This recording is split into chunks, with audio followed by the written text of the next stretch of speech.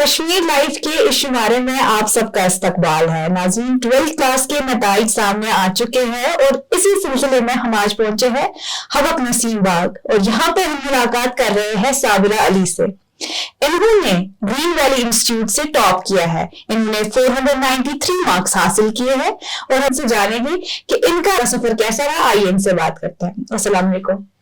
अस्सलाम। आपको बहुत शुक्रिया हमें वक्त देने के लिए। पहले तो आपको कॉन्ग्रेचुलेशन, आपने इतने अच्छे नंबरात से 12th क्लियर कर लिया। तो कैसा लग रहा है अभी आपको? ऑनेस्टली अगर मैं कहूँ तो I am very overwhelmed because बिल्कुल भी एक्सपेक्ट नहीं किया था। और ऑल्दो मेहनत तो बहुत की थी लेकिन अब डर तो रहता ही है। लेकिन बस यही है कि हर कामयाबी अल्लाह ताला की तरफ से होती है। So I like to thank him always. और बस आई एम फीलिंग हैप्पी और नम भी हूँ because I feel emotionless right now. लेकिन अल्हम्दुलिल्लाह। मैं आपसे ये पूछना चाहूंगी, आपने सेम मार्क्स एक्सपेक्ट किए थे या इससे ज्यादा? पूरे time 12th has been hard journey because बहुत सारी सिचुएशंस ऐसी आई थी जिसकी वजह से इट सीम्ड कि इट वुड बी टफ। लेकिन अल्हम्दुलिल्लाह it is as I expected it to be. तो अब अपने सब्जेक्ट्स के बारे में थोड़ा बताएं, आपके क्या क्या सब्जेक्ट्स थे?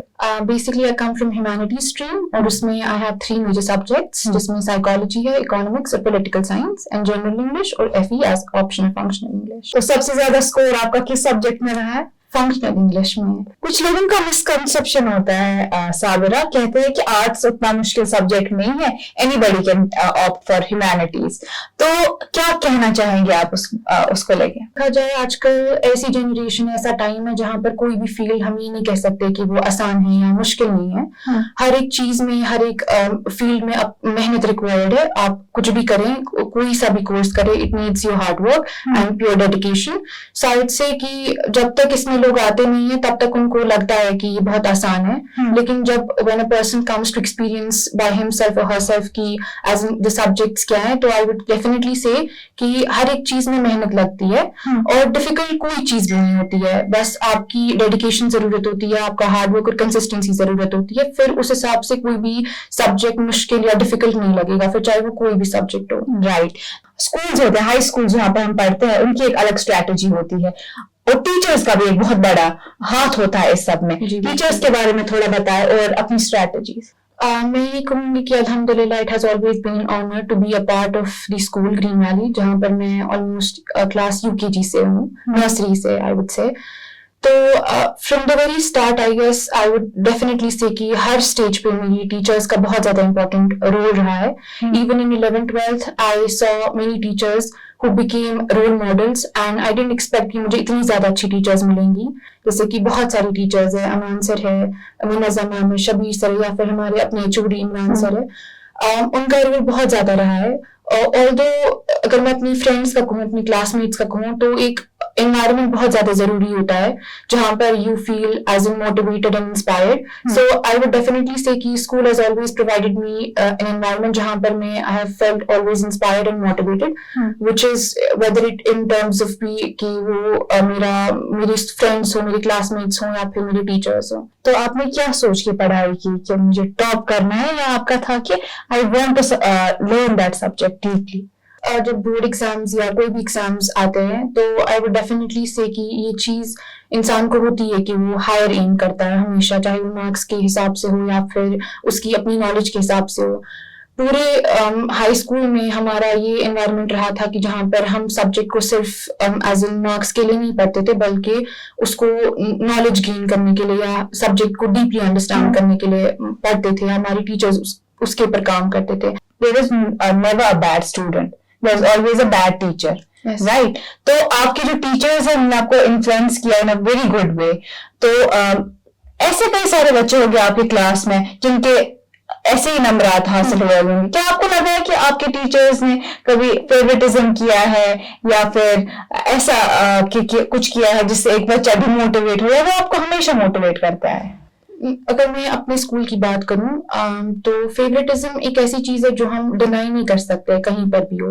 लेकिन थ्रू आउट द टाइम मैं कहूंगी कि जैसे हमारे चोडीज थे या फिर हमारे जो क्लास टीचर्स थे, उन्होंने हमेशा हमें एक इंस्पायरिंग एनवायरनमेंट प्रोवाइड किया। जैसे कि मैंने आपसे पहले भी कहा लेकिन ऐसी कोई चीज नहीं थी कि अगर कोई बच्चा ऐसा भी था जिसको ज्यादा हेल्प की जरूरत थी तो हमारे टीचर्स एक तो खुद भी उनको हेल्प प्रोवाइड करते थे और जो क्लास के बाकी स्टूडेंट्स भी थे उनको भी कहते थे कि उनकी हेल्प करें, जैसे असाइनमेंट्स होते हैं या फिर बाकी चीजें होती हैं, प्रोजेक्ट्स वगैरह होते हैं। तो 12th में भी अगर मैं कहूँ तो हमारी क्लास जो थी, हमारा पूरा जो सेशन था उसमें भी हम एक बहुत ज्यादा यूनाइटेड थे, जिसके हिसाब से हमें बहुत ज्यादा हेल्प हुई।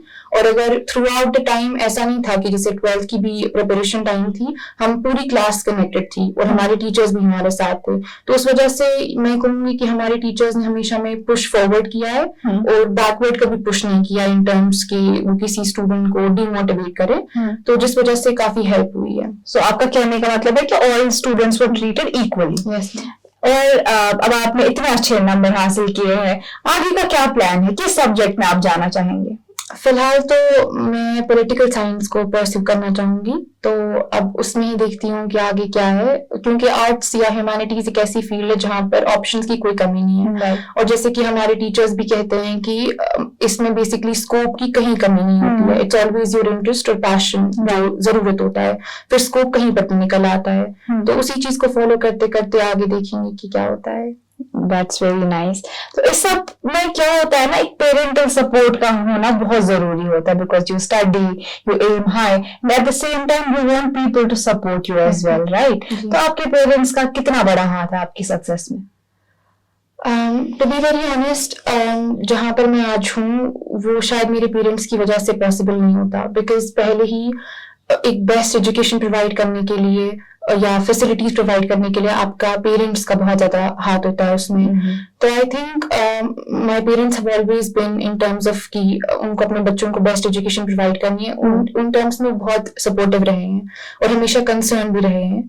अभी जब आपका रिजल्ट आया कुछ वक्त पहले, तो उन्हें कैसा महसूस हुआ? They were very happy, all were very happy. My uncles called me, my baba called me, तो क्योंकि घर पे कोई भी नहीं था, it was very unexpected और मैं खुद बाहर थी, तो उस वजह से वो जो constant concern था मेरे related, तो it was very overwhelming and I saw my family being very happy. तो throughout the period, जैसे कि आपने मुझसे पहले भी पूछा कि मार्क्स हायर इंक हाँ मेरा या नहीं, तो उस चीज में मैं ये कहूंगी कि मैं हमेशा चाहती थी थ्रू आउट माई 12th, या मुझे ये भी बहुत फिक्र रहती थी कि मैं अपने घर वालों को खुश करना चाहती हूँ विद माई मार्क्स। तो कुछ ऐसे बच्चे भी रहे होंगे who have not cleared that well this time, हाँ? तो आप क्या कहना चाहेंगे उन बच्चों के लिए कि उन्हें या कहाँ पे वो चूक गए, उन्हें मेहनत की जरूरत है, या because this is not the only chance, उनको और एक चांस मिलेगा, उस बारे में आप थोड़ा बताएं कि वो कैसे अपने आप को मोटिवेट करें? इट्स वेरी सैडनिंग कि ऑब्वियसली उनको अच्छा नहीं फील होता होगा बिकॉज हर कोई खुश है उनके इर्द गिर्द, but they are not very happy. लेकिन मैं यही कहूंगी कि मेहनत जाया नहीं होती है कभी भी, चाहे कुछ भी हो। आपकी हार्ड वर्क कंसिस्टेंसी कभी जाया नहीं होती, it always pays off. And obviously ये it is not the end of the world और end of the day, you have other chances. So मैं ये चीज कहूंगी कि मोस्ट ऑफ द फेलियर्स जो हमारे फील्ड में आते हैं वो इस वजह से आते हैं because students fail to make right choices, they fail to you know basically recognize where the interest lies. तो उस वजह से मैं ये कहना चाहूंगी कि इट्स वेरी इंपॉर्टेंट कि जब भी या जो आने वाले 11th 12th के बच्चे हैं where they have to choose their streams, so it's very important कि वो देखें कि उनका पैशन कहाँ पर है, उनका इंटरेस्ट कहाँ है। ये कितना एक नोशन बन गया है medical and non medical are the only fields जहाँ पे इंसान is like hard working always. उनके लिए क्या मैसेज रहेगा कि they should you know abandon this notion? वो चीज होती है जब फिर कोई बच्चा क्वालिफाई करता है तो तब तो वो शाबाशी देने आते हैं, लेकिन जब उन बच्चों को सपोर्ट की जरूरत होती है तब वो वहां नहीं होते हैं।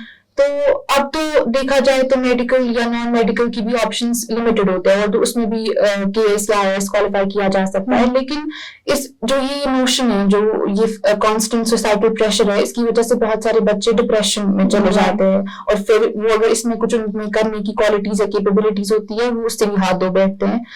तो इट्स वेरी इंपॉर्टेंट कि हमारा जो टाइम है, आज की जो सेंचुरी है, दैट्स ग्रोइंग और बहुत लोगों का हराइजन दिमाग का बहुत बढ़ रहा है और आजकल ऐसा टाइम नहीं जहां पर हम इसी नोशन पे अटके रहें। सो इट्स वेरी इंपॉर्टेंट कि अगर सोसाइटी ग्रो कर रही है, अगर आइडियाज ग्रो कर रहे हैं, तो इट्स इंपॉर्टेंट कि हमें खुद को एक ओपन माइंडेडनेस प्रोवाइड करनी चाहिए और खुद को हमेशा खुला दिमाग रखना चाहिए, जिसकी वजह से हम खुद को भी ग्रो कर सके internally. I wish you all the best for Thank your you so much. future. I Thank you wish so I am like very very happy for you. Thank you so I'll much. let you be. Thank you so much. Congratulations. You invited me.